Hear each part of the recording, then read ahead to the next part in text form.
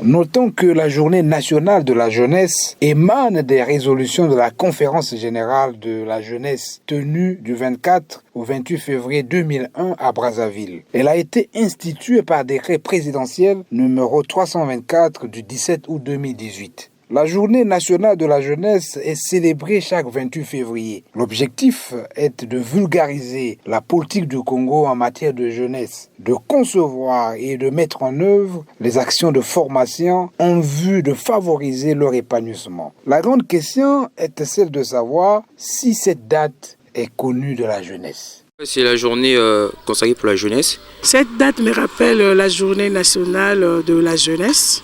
Pour notre pays, c'est un jour où la jeunesse va normalement d'abord s'interroger pour savoir qu'est-ce qu'ils ont fait depuis là et qu'est-ce qu'ils vont faire. Nous comptons plus sur la jeunesse parce que c'est le pays de demain. C'est notre Congo de demain. Mais si aujourd'hui les jeunes ne sont pas instruits, et comment on aura de responsables ou bien des autorités compétentes si la base de formation, il n'y en a pas parmi la jeunesse? Si tu ne veux pas apprendre les métiers, tu veux être quoi finalement de la vie? La jeunesse d'aujourd'hui ne veut pas apprendre. Et ils veulent seulement s'adapter, soit de faire la pagaille, mais ça, ce n'est pas une solution. Les autres qui n'ont pas de moyens pour aller, on peut le prendre s'il est sérieux. On peut lui apprendre le travail.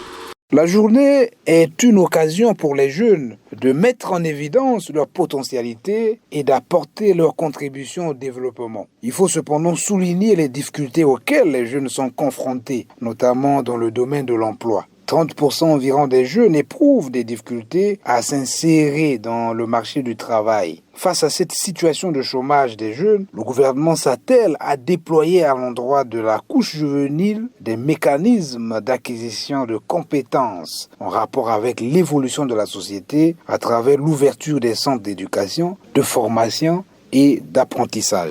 Chez nous au Congo, il n'y a pas les écoles de métier. Notre gouvernement doit accompagner le jeune.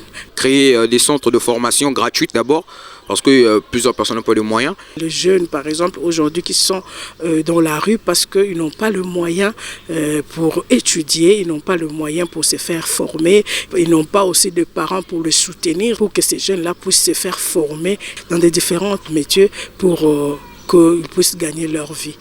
Il faut aussi rappeler la place de choix de l'agriculture inscrite dans le plan national de développement 2018-2022. Les jeunes sont invités à profiter des mécanismes mis en place par le gouvernement et doivent saisir l'avantage d'une étendue de 10 millions de terres cultivables sous-exploitées à 200% qui n'attendent que d'être valorisées en amont avec assurance des marchés potentiels en aval en raison du besoin énorme de sécurité alimentaire à combler.